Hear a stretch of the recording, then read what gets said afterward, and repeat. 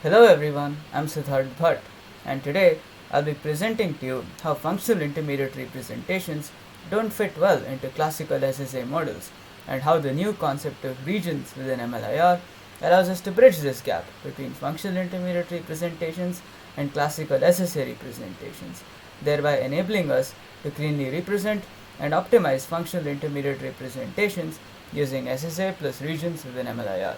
Thus the title, Lambda, the ultimate SSA. Alright, let's begin. So some of you might be thinking, wait a second, isn't this a solved problem? After all, it's a common piece of functional programming folklore that essentially continuation passing style is equivalent to SSA. In fact, this was known way back when, since 1995, wasn't it? So let's take a look at what the paper actually says. Here's a list of rules that tell us how to translate from a program in continuation passing style to a program in SSA style. For example, it says that a let binding gets translated into an assignment, the use of a continuation gets translated into a corresponding return, an if statement gets translated into a corresponding if statement in the SSA, and so forth. So far so good, right? It looks quite straightforward. Aha, well there's a catch. So let's consider the lambdas. We see that on the CPS side, the lambdas are not regular lambdas. Rather, we have tag lambdas, where we have tags such as continuation, procedure, and jump. What's going on? The idea is that SSA distinguishes between intra-procedural control flow, that is, control flow between basic blocks, and inter-procedural control flow, that is, function calls. However, CPS makes no such distinction. Thus, to be able to create a correspondence between continuations and SSA, one is forced to have tagged lambdas, where the lambdas denote whether they're performing an intra-procedural jump or an inter-procedural function call, and so forth. So what the paper actually establishes is a correspondence between a fragment of continuation passing style and that of SSA.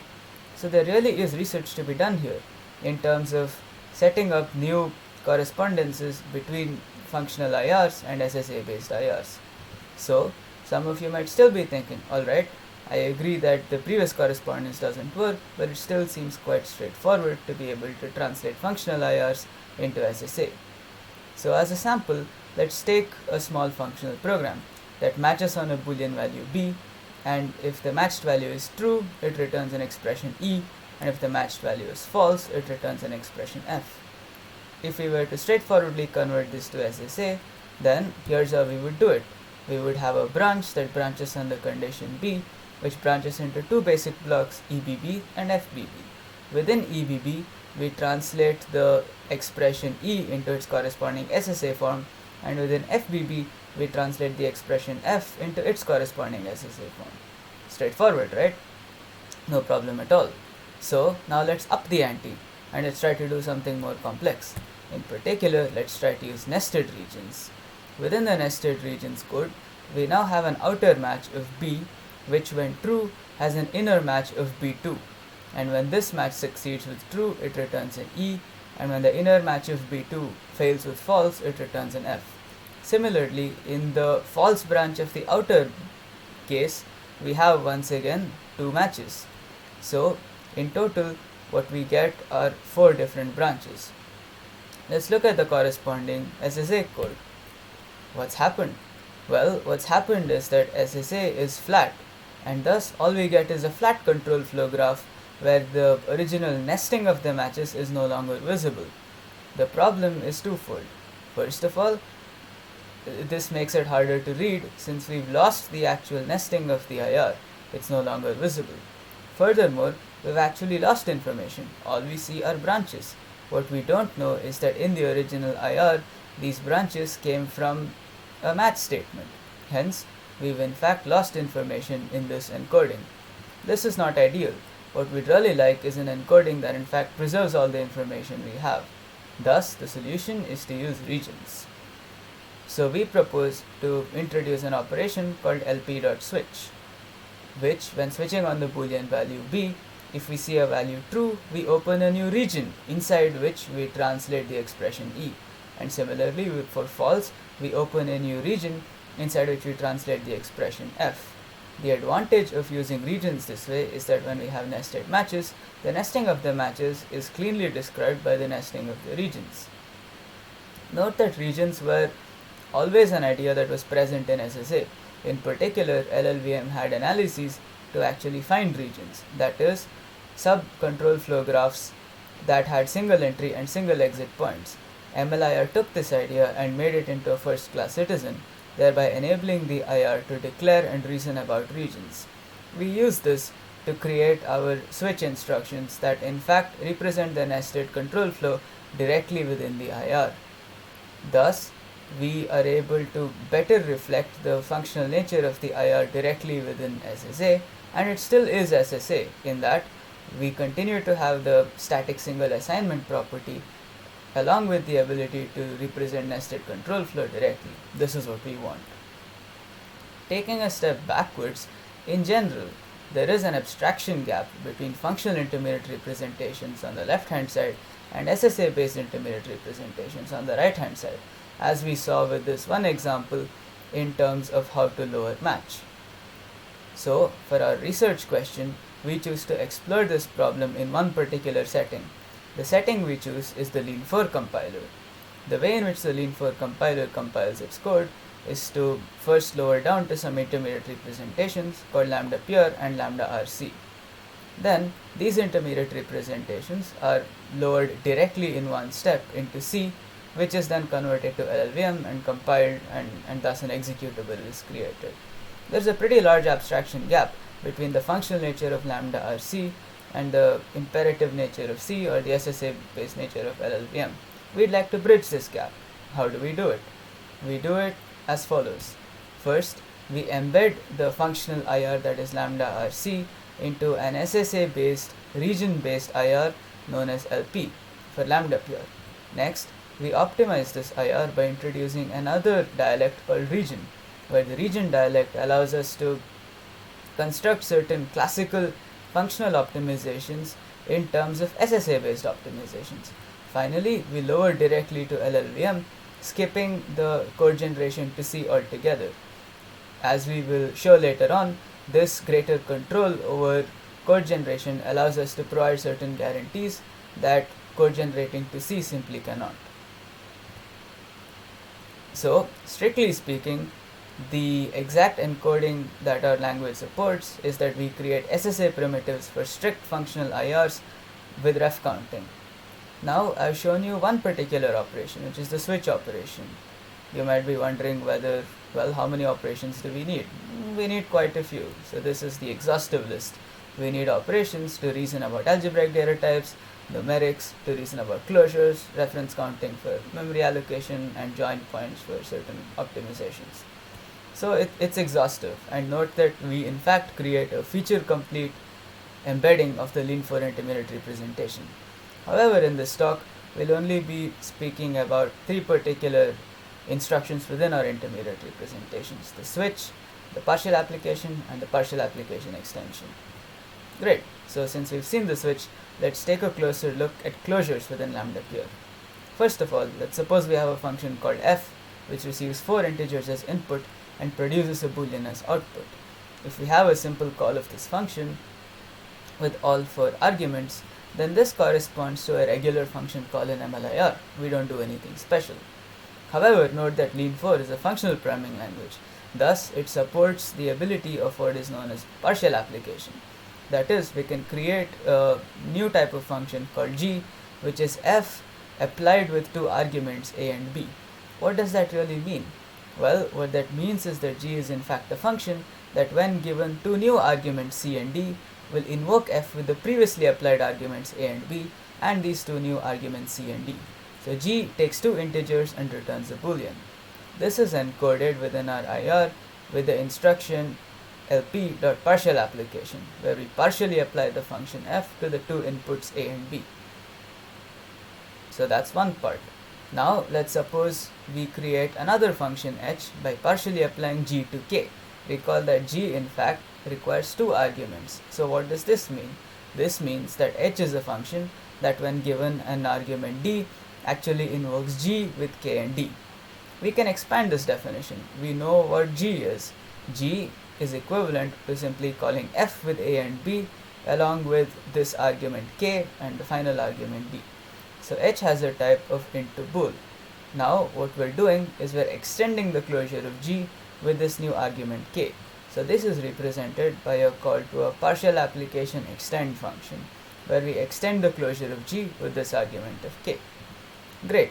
So at this point we have a sense of what our embedding looks like, and more importantly, our embedding is a feature complete embedding of the lean-4 intermediate representation within MLIR using SSA plus regions. Next, let's take a look at how we can optimize this IR. So first off, let's take a simple program that uses match.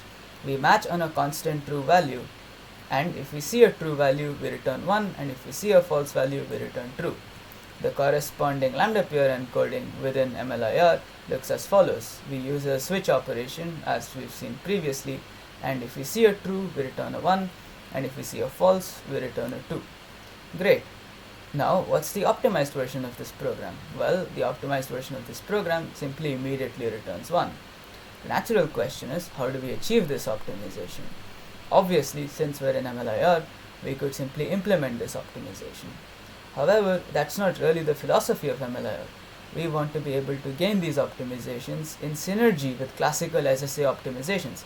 We shouldn't have to re-implement something as obvious as this. So, is there a way to redesign our IR or to be able to leverage existing classical SSA transforms? Let's take a step back for a second, and let's think about what we're doing here. What we're actually trying to do is we're trying to select our right hand sides based on a boolean value. What's an instruction that already does this? Well, it's a select instruction. If we were simply trying to select between two numbers, we could just use a select instruction. How would MLIR optimize this? Well, MLIR knows that the select of a true value is equivalent to simply returning the left hand side argument. So when we apply this optimization to the code fragment, it replaces the select with just the left argument.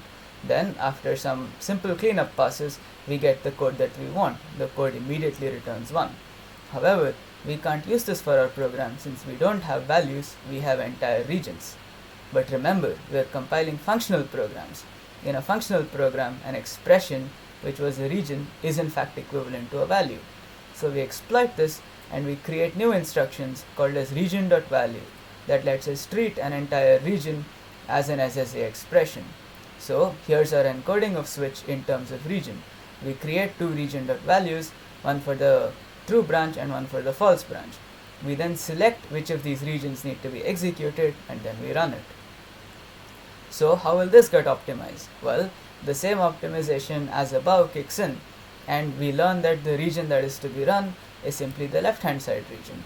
Once again, the same cleanup passes run, and we see that all we need to do is to run the region that's declared above. At this point, a simple optimization of the region dialect kicks in, which says that running a known region is the same as simply inlining the given region. Thus, the program transforms into the program we're looking for, which just says return 1.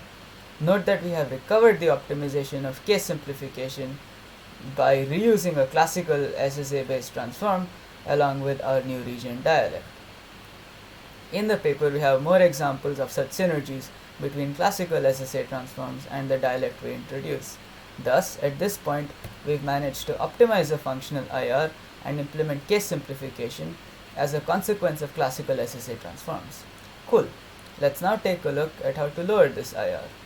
So as we've already seen, to lower region, if we have a run of a region that we already know, then really all we need to do is to simply inline that region. This is the same reasoning as previous.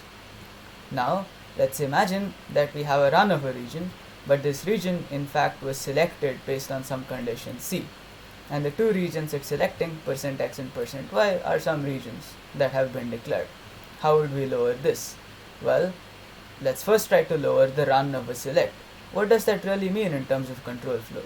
Well, what it means is we're trying to conditionally branch based on the condition C into two basic blocks x and y. We don't know what x and y ought to be just yet, but we can now look at the SSA value %x and decide what the basic block x ought to be.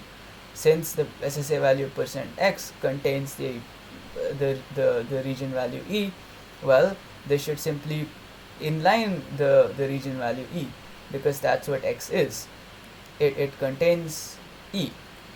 By the exact same reasoning, the basic block Y should simply contain an inline value of f. Thus, we've now managed to lower this form of region as well. Alright, let's next look at how we lower lambda pure. The lambda pure IR is an abstract IR that provides operations for patterns we require to be able to compile functional programs. In our case, since we create a lean4 compiler, we compile, for example, the abstract IR idea of constructing an algebraic data type into a concrete C function into the lean runtime of leanbox. Indeed, we do something similar for most of these functions. However, the devil, as always, is in the details. There are a bunch of cases that we need to take care of, and the details are in the paper if you are interested. So at this point, we've also seen how to lower our IR directly. So we have a full end-to-end compiler that can embed the functional IR, optimize it, and lower it down directly to LLVM. Now let's take a look at how the compiler actually behaves, how good it is. So first of all, in terms of correctness, we have full correctness on the lean4 test suite. The lean4 test suite consists of 648 golden tests. That is, they run the compiler and they check the output of the compiler against some golden output. We simply replace the existing C backend with our custom backend, and all of the tests pass. Therefore, we have reasonable confidence in the correctness of our compiler. In fact, there's a pretty funny story here. When we were checking the correctness of our compiler started failing on certain tests. It turns out that the failure was due to LLVM. In particular, LLVM complained that certain must-tail annotations that we were generating could not have been tail calls. Upon further investigation, it turns out that the lean4 code generator was generating some code that indeed could not have become a tail call. We opened an issue against the repo and it was quickly resolved. We can see how in the old commit, as the problem size increases, the stack size usage increases as well until we run out of memory, while in the new commit, the stack size usage remains constant. Thus, by swapping out the old C-based backend with our new MLR-based backend that lowers directly to LLVM, we were able to transmit the semantic information of must-tail directly to LLVM. Thus, we were able to achieve more semantic guarantees. We view this as a strength of our compiler pipeline. Next, in terms of performance, we have performance parity with the existing lean4 backend. In particular, we evaluate lean4 against lean4's benchmark suite, which exercises common functional programming patterns. We have a geomean speed up of 1, which essentially means that we have performance parity with the current lean4 compiler.